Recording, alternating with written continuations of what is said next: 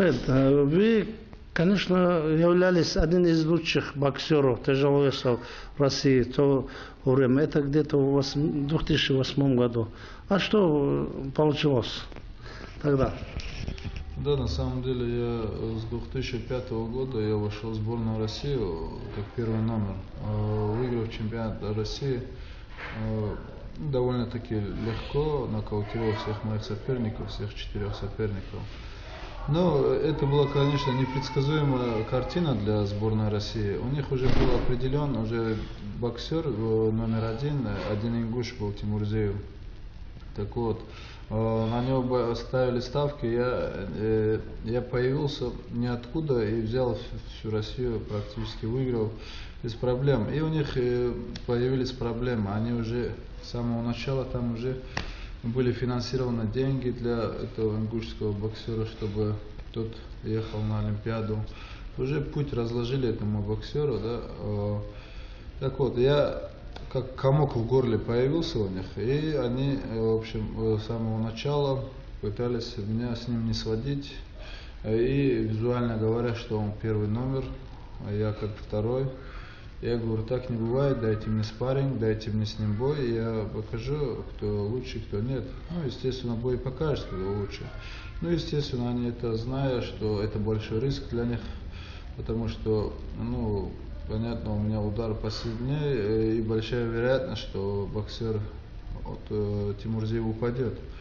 И для этого они не рисковали так серьезно и обходили меня стороной. Ну, там в то время являлся главным тренером сборной России Александр Левзяк.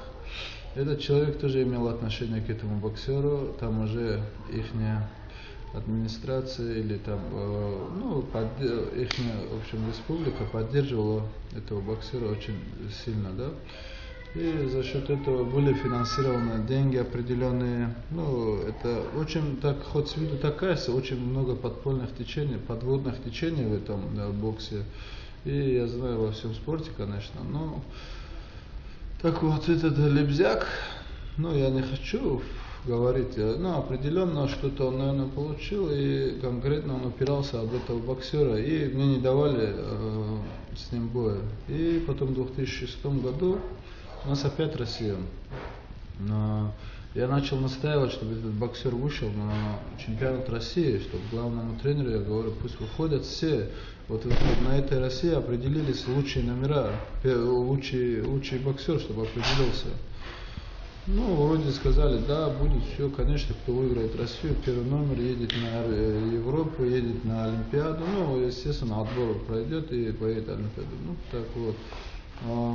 Это произошло у нас в Ханты-Мансийске, и я эту Россию тоже выиграл. Но, к сожалению, опять этого Тимурзиева, там в связи, там, я не знаю, что там придумали, или он... Там, ну, Трамп туда-сюда, да, туда-сюда его в сторонке держали, да, в тени.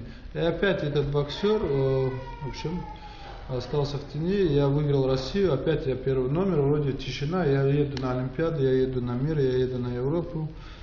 Опять это подводные течения начались. Там, ну, естественно, того поддержка выводит, там всякие подводные течения. И вот в связи с этим уже у меня начались проблемы ближе к Олимпиаде. Я замечаю, что уже меня уже как бы, ну, вероятность появилось, что я не могу попасть на Олимпиаду из-за того, что они его сильно толкают. Так вот, я уже, и то он проиграл на 7-м году на России, он проиграл тому боксеру, которого я нокаутировал. Это Тимурзиев вторым стал на России. Просто там уже было уже заранее договоренности, да, определенные. Так вот. Уже у меня пошли договора с другими странами. Ну, мне начали поступать предложения сборная Азербайджана, сборная Белоруссии и вот так и тому подобное. Но я как-то, так как являлся старшим тренером сборной Белоруссии, наш Дагестан, ну, земляк, в общем, дагестанец, он как бы взял на себя ответственность, что меня прикроет этими проблемами, и так как я являлся членом сборной России первым номером, я если перейду за сборную, другую сборную, там определенные правила, с 2 года я не имею права боксировать за другую страну. Они взяли ответственность, что они закроют тему, что не будут эти вопросы, у тебя не будет никаких проблем, будешь на Олимпиаде боксировать. Ну вот я, в общем, чемпионат Беларуси я выиграл их страны, потом поехал на международный турнир, там, естественно, начались проблемы, я являюсь членом. Проблемы вам, значит, сделали Россия? Ага. Россия вам делала проблемы? Да. Ну, вот как раз у меня начались турниры на международном турнире. Сборная России, вроде мы договорились со сборной России тоже, те руки подняли, нет никаких проблем. У нас есть, я думал, если они хотят так сильно Тимурзиеву, там были определенные отданы деньги для этого, вложения определенные, да, что скрывать этого.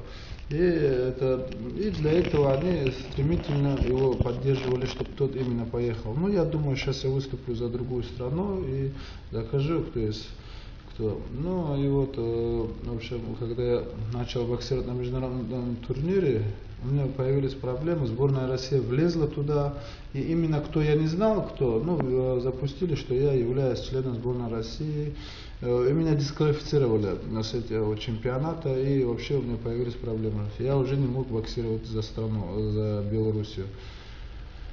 Так, почему? Потому что если бы я выиграл бы, какие-то результаты показал бы за другую страну, то, естественно, у сборной России появились бы проблемы. Почему? Потому что вышепоставленный, в общем, совет, естественно, с них начал бы требовать, вот боксер российский, что он делает за другую страну, откуда он перешел за другую страну и выиграл, в общем, какой-то турнир, да, который должен был нас, и я хотел просто, у меня, конечно, были такие планы за другую страну, но они знали, это большая опасность, потому что это большая ответственность, и из-за этого они и там не помешали. Магомед, давай не будем, это уже прошлое. Давай сейчас, в данный момент, чем занимаетесь, пожалуйста. Да, в данный момент, в общем, у меня, после этого у меня, конечно, период большой был, я все оставил, от бокса отошел немного, но мне начали поступать предложения в профессиональном направлении.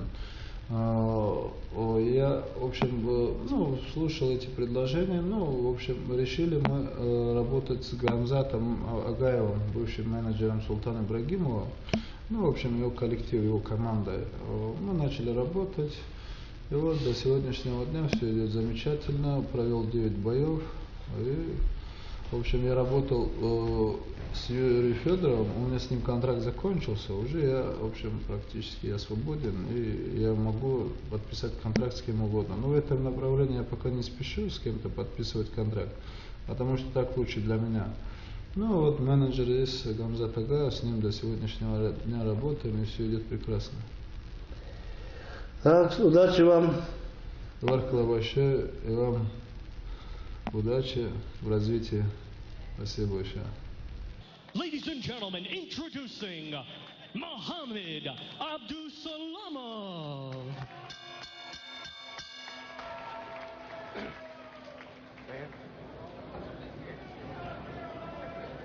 I need the interpreter. Edward.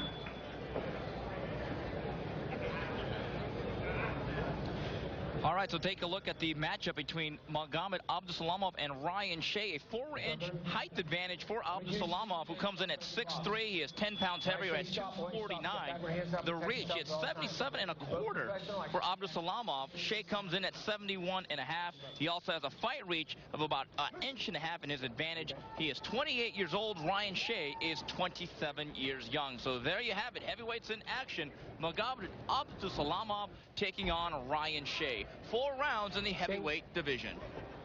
Sorry. Bing. And we begin round number 1, and we are now joined ringside by Thomas Schreiber. And the first thing you notice, Tom, is that Abdusalamov is a southpaw.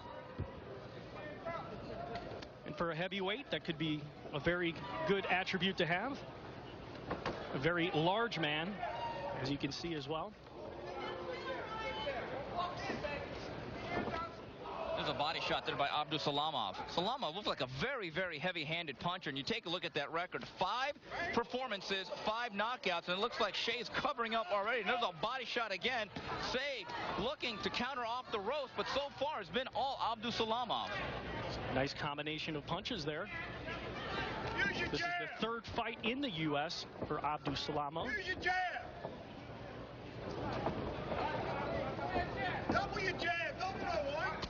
Good body shot again with the right and left hand. It looks like Shea is in trouble and he is hurt. Down goes Ryan Shea here in round number 1, Thomas. It's obvious he is soft in the body. And you can see by his facial expression that he is indeed hurt, but going to continue, Steve. Ryan Shea has been stopped 3 times throughout his career, looking very much like it's going to be the 4th time, and down goes Shea again. Couple of more hard left hands. So Shea trying to fight back here, but he takes 2 early trips to the canvas here in round number 1. Well, Muhammad Abdusalamov told me he was an aggressive fighter, and so far very much living up to those words. Very methodical, and also very, very heavy-handed. You see Ryan Shea for the first time, perhaps in a real retreat. There's a right hand that comes up just a little bit short for Ryan Shea, trying to do anything he can to survive the first round. It's been very tough. There's a right hook that staggers him once again. Ryan Shea once again holding on. All the way back, box. Ryan Shea did not fight in 2008. Took the year off, and off to a rough start here. There's Ryan Shea again, holding on. Right now, Ryan Shea simply on the defensive there against Muhammad Abdusalamov, and the towel is being thrown in as he hits the canvas for the 3rd time. So that's it, an easy night for Muhammad Abdusalamov, taking care of Ryan Shea, Thomas, in less than 3 minutes of action. It was quick work, but impressive work. And you... Ladies and gentlemen, here is the official time. 2 minutes, 6 seconds of round number 1. Your winner by technical knockout and still undefeated, Muhammad Abdusalamov. We come back to the War Memorial Arena here in Johnstown, PA. We return. Что вы можете сказать о Магомеде Абдусаламове? Магомед Абдусаламов, я первый раз услышал о нем еще года я не помню. Но первый раз, когда он стал чемпионом России, до этого выиграл несколько турниров. Вот уже он только-только начинал серьезные шаги в боксе. И вот тут он становится чемпионом России в тяжелом весе. Это вообще было для Дагестана очень большое значение имело. И я подумал, что, наверное, это так, какое-то непонятное явление, чтобы кикбоксер перешел в бокс и стал чемпионом России. Думали, случайность? Это случайность там какая-то. Потом он стал второй раз стал чемпионом России в тяжелом весе. Я даже тоже участвовал, присутствовал с ним там в Ханты-Мансийске. Увидел, как он боксирует, какую мощь у него он представляет, его организм, его удары. Поражал, короче. Поражал очень даже неплохо. Ну, тогда я понял, что это не случайно. Случайность не бывает 2 раза подряд стать чемпионом России. И я понял, что в боксе это тяжелый вес, это отдельная какая-то категория, где кикбоксер может стать чемпионом по боксу. Обычно бывает совсем наоборот.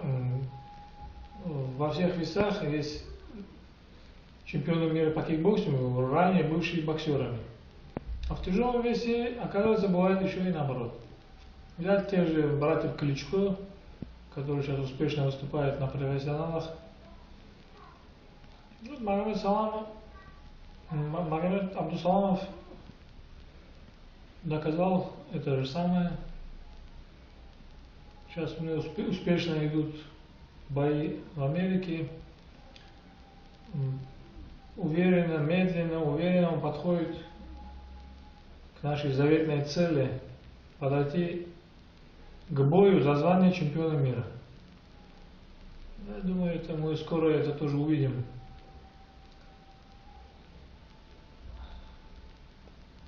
Так, Магомед, я знаю, что вы всегда вел такой серьезный образ жизни, скромный образ жизни. А сейчас чем вы занимаетесь? Сейчас особо таких выдающихся дел у меня нету.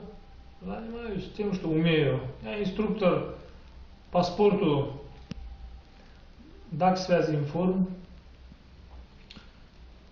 Также работаю тренером в спорткомплексе «Олимп» селение Карбудакент, который организовал и основал «Газпром Трансгаз» Махачкала. Это моя основная работа. И также по мере возможности здесь работаю тренером, инструктором, консультантом в Бузайской спортивной школе города Махачкалы. Удачи вам. Спасибо большое. Первый раунд.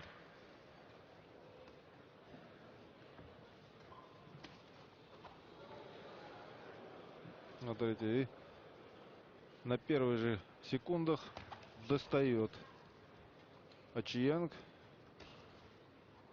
джебом. И вот посмотрите, пропускает удар слева уже Очиенг и буквально пускается на утек. Да, быстрая развязка, но пока еще не окончательная.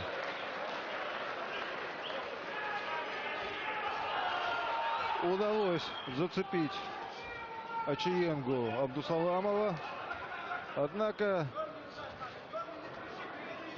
в этот же самый момент пропустил и сам.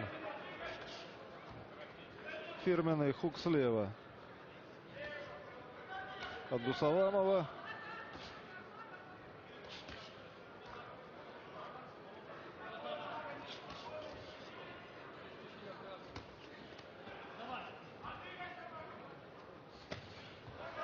Еще один удар, на этот раз передней рукой.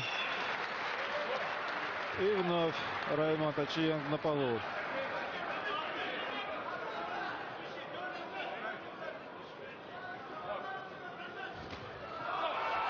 И первым же ударом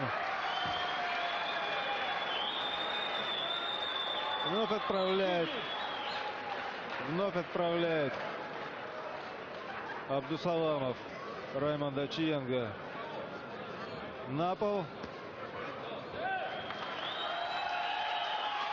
И рефери Евгений Горсков принимает решение остановить поединок. Надо сказать, счастье Магомеда Абдусаламова, что Евгений Горсков решил, в общем, справедливо остановить бой, потому что слишком рано. Ассаламу алейкум всем. Магомед Абдусаламов знаю 2005 года, когда я как раз заканчивал свою карьеру, практически вот это время он пошел на бокс, как бы так, начал свою карьеру. И знаю, болел за него и ездил, как бы, помогал ребятам. Вот уже у меня работа была, я работал государственным тренером, ездил уже участвовал с ним на 2 Россиях, чемпионат России среди взрослых. Это было Челябинский и другое вот. Ханты-Мансийск. Ханты-Мансийск, да. И практически вот 2 России, практически вот подряд он выиграл своим упорством, характером, очень таким мужественно очень выиграл, и мне очень понравилось. За счет него мы там и выиграли, сборная Дагестана заняла 1-е место. И вот могу сказать, что очень бьющий боксер, очень жесткий, очень как тяжеловес, очень находка для тяжелого-то. Можно сказать, вот такие специалисты бокса говорят, что такие тяжи очень редко бывают, поэтому я могу сказать, что на самом деле очень одаренный парень, у него есть очень хороший удар, очень такие мощные удары, на самом деле. Каждый удар у него, вроде бы он бьет, особо не старается, но у него все удары тяжелые, поэтому для тяжеловеса это находка. Это вот первое то, что я знаю. Знаю его очень так, с хорошей стороны, ничего плохого про него не знаю и не хочу знать, поэтому я считаю, что парень заслуживает, может сегодня претендовать на хороший,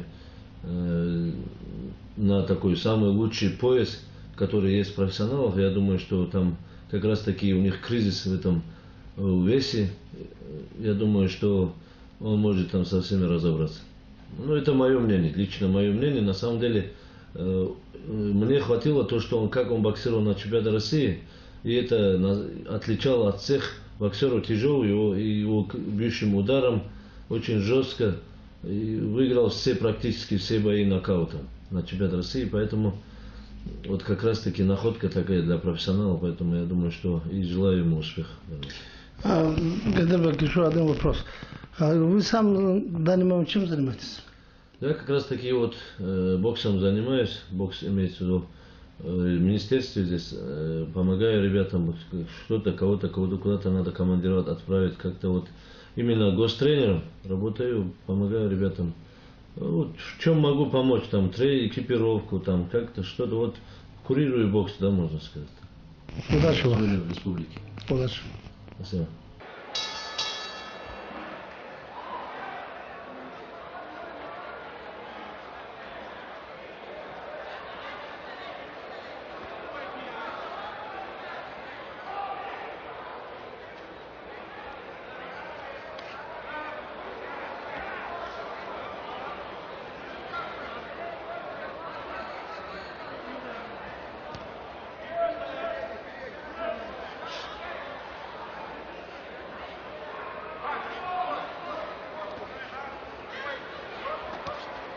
Bring them up, okay? Bring them up. Bring them up.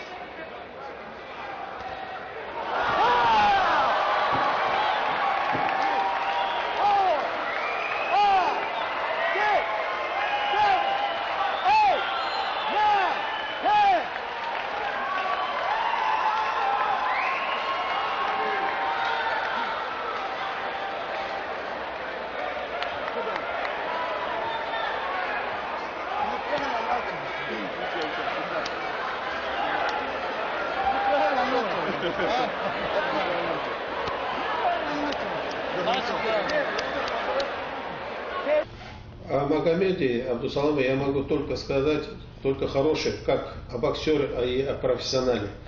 Его бои, они транслировались по российскому каналу, и нам приятно было, что наш дагестанец вышел в большой спорт и наравне с другими профессионалами показывает хорошие бои. Хотелось бы, чтобы этот парень добился то, что он запланировал, и у него есть все задатки.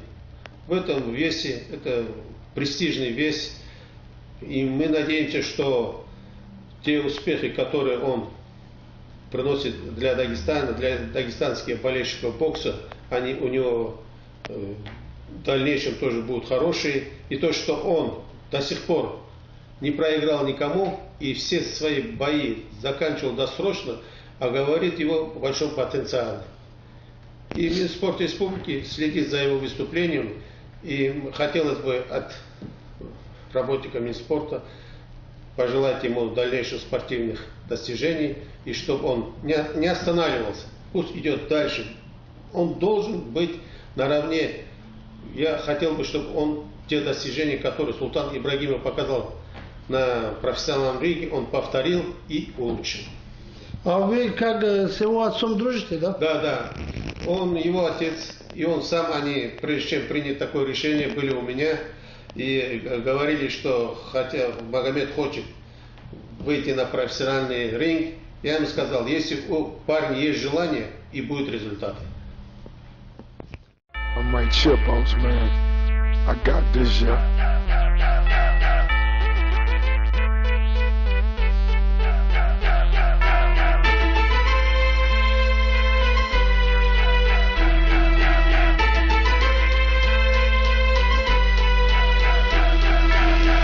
Can't be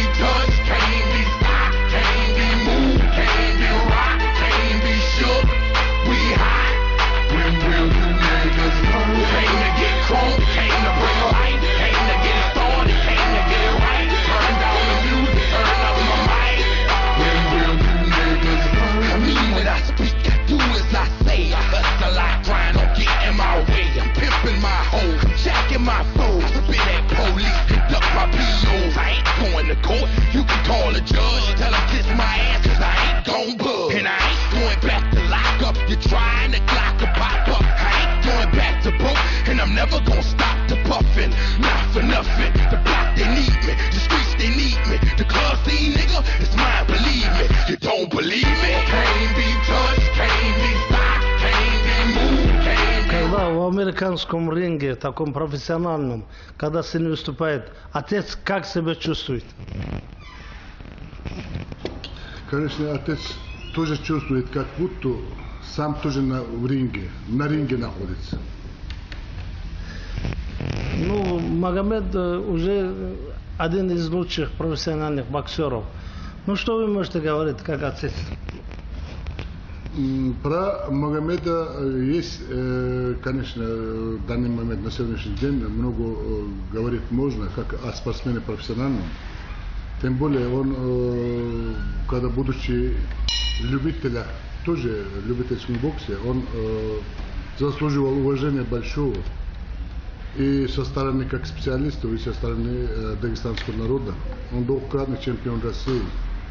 Соответственно, он и как сказать, он и чемпион России по тайскому боксу, чемпион мира по кикбоксингу.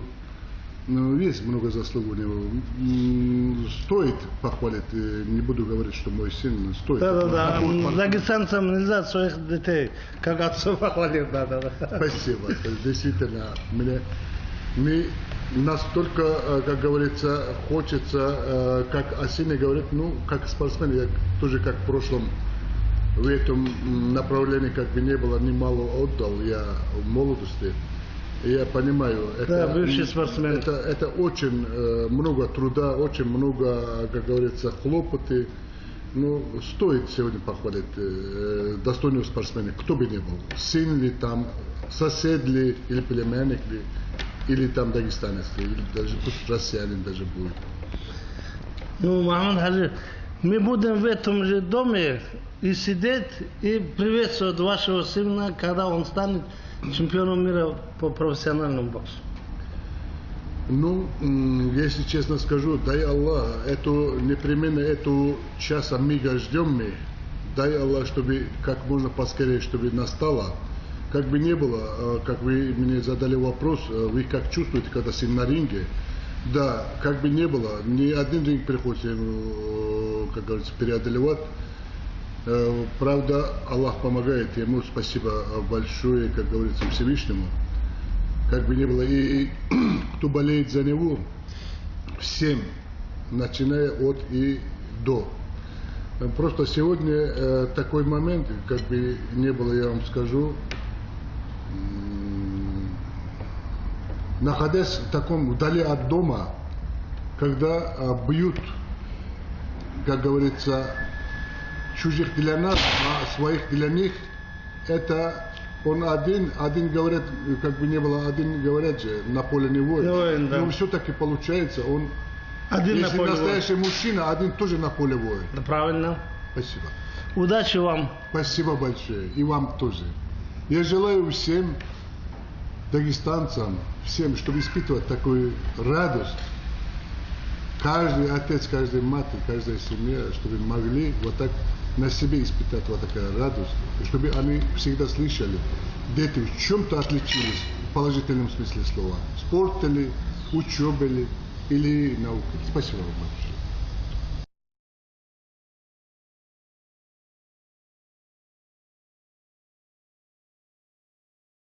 Контракт, потому что так лучше для меня. Ну вот менеджер есть Гамзат Ага, с ним до сегодняшнего дня работаем, и все идет прекрасно. Так, удачи вам. Варкала большое, и вам удачи в развитии. Спасибо большое. Ladies and gentlemen, introducing Mohammed Abdusalamov.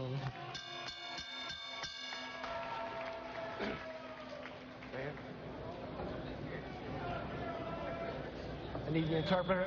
Edward.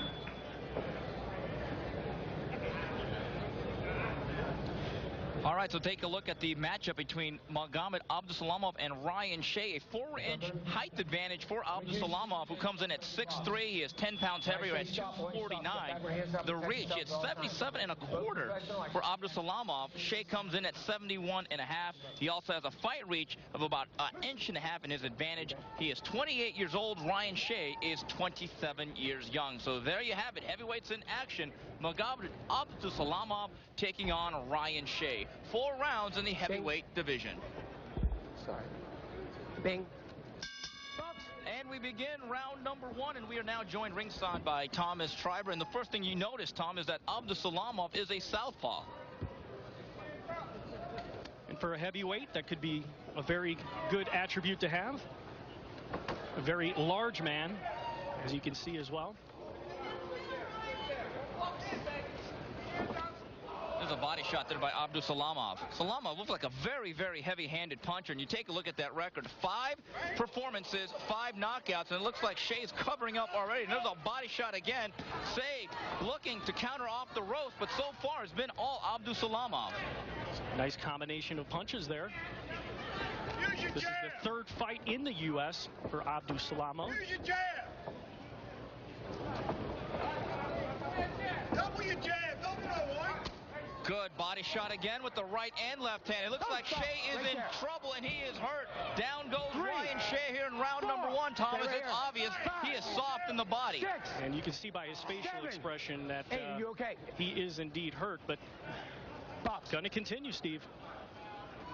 Ryan Shea has been stopped 3 times throughout his career, looking very much like it's going to be the 4th time, and down goes Shea again. Couple of more hard left hands. So Shea trying to fight back here, but he takes 2 early trips to the canvas here in round number 1. Well, Muhammad Abdusalamov told me he was an aggressive fighter, and so far very much living up to those words. Very methodical, and also very, very heavy-handed. You see Ryan Shea for the first time, perhaps in a real retreat. There's a right hand that comes up just a little bit short for Ryan Shea, trying to do anything he can to survive the first round. It's been very tough. There's a right hook that staggers him once again. Ryan Shea once again holding on. Если перейду за сборную, другую сборную, там определенные правила. С 2 года я не имею права боксировать за другую страну. Они взяли ответственность, что они закроют тему, что не будут эти вопросы, у тебя не будет никаких проблем, будешь на Олимпиаде боксировать. Ну вот я, в общем, чемпионат Беларуси я выиграл их страны, потом поехал на международный турнир, там, естественно, начались проблемы, я являюсь членом. Проблемы вам, значит, сделали Россия? Ага. Россия вам делала проблемы? Да. Ну вот как раз у меня начались турниры на международном турнире. Сборная России, вроде мы договорились со сборной России тоже, те руки подняли, нет никаких проблем.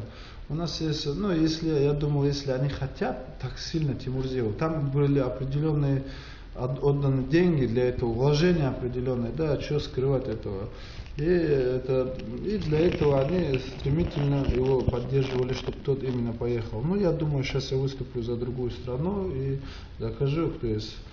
Ну и вот, в общем, когда я начал боксировать на международном турнире, у меня появились проблемы, сборная России влезла туда, и именно кто я не знал, запустили, что я являюсь членом сборной России, и меня дисквалифицировали с этого чемпионата, и вообще у меня появились проблемы. Я уже не мог боксировать за страну, за Белоруссию. Так, почему? Потому что если бы я выиграл бы, какие-то результаты показал бы за другую страну, то, естественно, у сборной России появились бы проблемы. Почему? Потому что вышепоставленный, в общем, совет, естественно, с них начал бы требовать, вот боксер российский, что он делает за другую страну, откуда он перешел за другую страну и выиграл. В общем, какой-то турнир, который должен был нас. И я хотел просто, у меня, конечно, были такие планы за другую страну. Но они знали, это большая опасность, потому что это большая ответственность. И из-за этого они и там мне помешали. Магомед, давай не будем, это уже прошлое. Давай сейчас, в данный момент, чем занимаетесь, пожалуйста. Да, в данный момент, в общем, у меня... После этого у меня, конечно, период большой был, я все оставил, от бокса отошел немного, но мне начали поступать предложения в профессиональном направлении. Я, в общем, слушал эти предложения, в общем, решили мы работать с Гамзатом Агаевым, бывшим менеджером Султана Ибрагимова, в общем, его коллектив, его командой. Мы начали работать, и вот до сегодняшнего дня все идет замечательно, провел 9 боев. И В общем, я работал с Юрием Федоровым, у меня с ним контракт закончился, уже я, в общем, практически я свободен, и я могу подписать контракт с кем угодно. Но в этом направлении я пока не спешу с кем-то подписать. И для этого они не рисковали так серьезно и обходили меня стороной. Ну, там в то время являлся главным тренером сборной России Александр Лебзяк. Этот человек тоже имел отношение к этому боксеру, там уже ихняя администрация или там, ихняя, в общем, республика поддерживала этого боксера очень сильно, да. И за счет этого были финансированы деньги определенные. Ну, это очень, так, хоть с виду такая, очень много подпольных течений, подводных течений в этом боксе. И я знаю во всем спорте, конечно, но так вот этот Лебзяк, ну, я не хочу говорить, но определенно что-то он, наверное, получил, и конкретно он упирался об этого боксера, и мне не давали с ним боя. И потом в 2006 году у нас опять Россия. Я начал настаивать, чтобы этот боксер вышел на чемпионат России, чтобы главному тренеру, я говорю, пусть выходят все. Вот на этой России определились лучшие номера, лучший боксер, чтобы определился. Ну, вроде сказали, да, будет все, конечно, кто выиграет Россию, первый номер едет на Европу, едет на Олимпиаду, ну, естественно, отбор пройдет и поедет на Олимпиаду. Ну, так вот, это произошло у нас в Ханты-Мансийске, и я эту Россию тоже выиграл. Но, к сожалению, опять этого Тимурзиева, там в связи, там, я не знаю, что там придумали, или он... Там, ну, Трамп туда-сюда, Трамп, туда-сюда, его в сторонке держали, да, в тени. И опять этот боксер, в общем, остался в тени, я выиграл Россию, опять я первый номер, вроде тишина, я еду на Олимпиаду, я еду на мир, я еду на Европу. Опять это подводные течения начались. Там, ну, естественно, того поддержка выводит, там всякие подводные течения.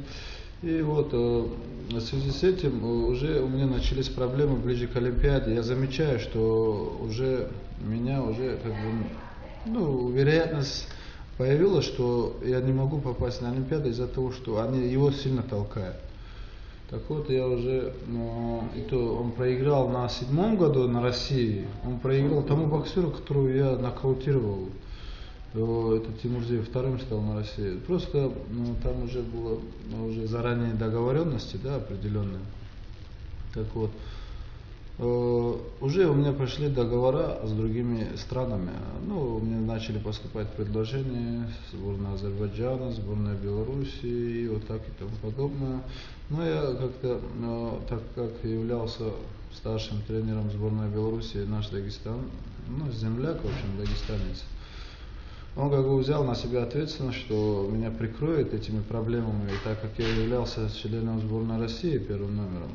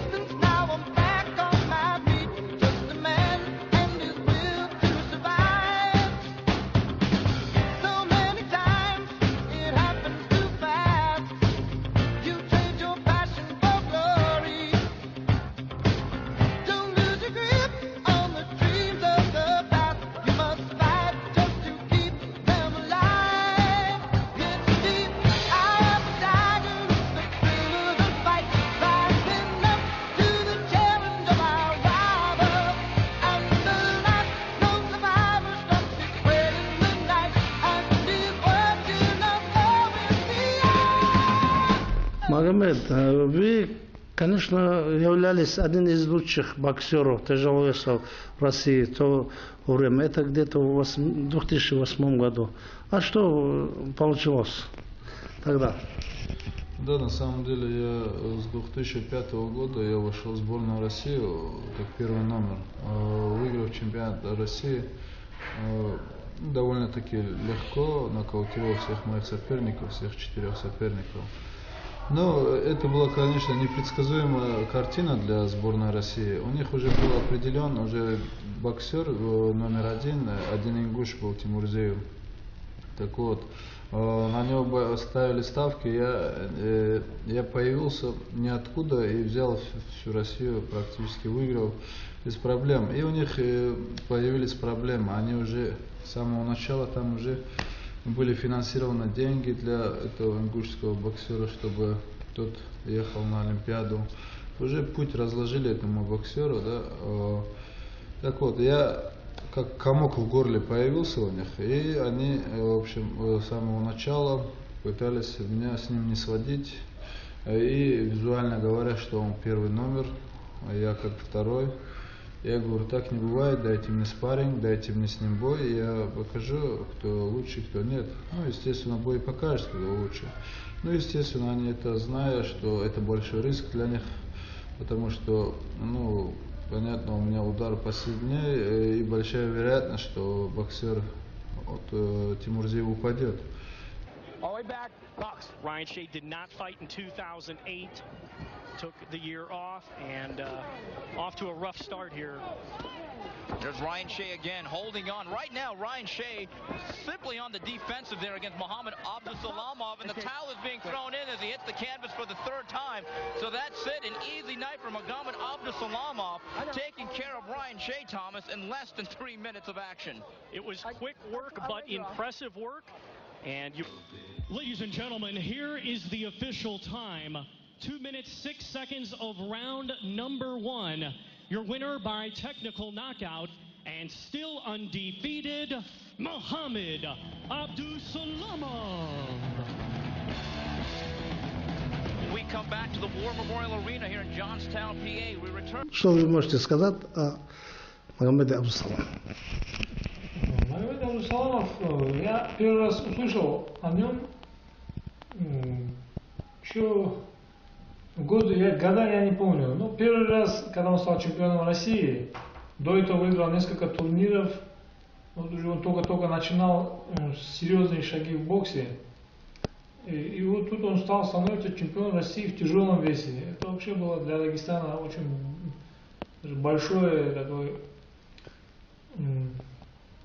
большое значение имело.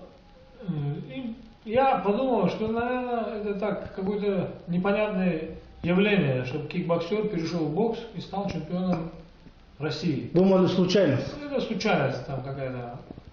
Потом он стал второй раз стал чемпионом России в тяжелом весе. Я даже тоже участвовал, присутствовал с ним там в Ханты-Мансийске. Увидел, как он боксирует, какую мощь у него он представляет, его организм, его удары. Поражал, короче. Поражал очень даже неплохо. Ну, тогда я понял, что это не случайно. Случайность не бывает 2 раза подряд стать чемпионом России. И я понял, что в боксе это тяжелый вес, это отдельная какая-то категория, где кикбоксер может стать чемпионом по боксу. Обычно бывает совсем наоборот. Во всех весах есть чемпионы мира по кикбоксингу, ранее бывшие боксерами. А в тяжелом весе, оказывается, бывает еще и наоборот. Взять тех же братьев Кличко, которые сейчас успешно выступают на профессионалах. Магомед Абдусаламов доказал это же самое. Сейчас у него успешно идут бои.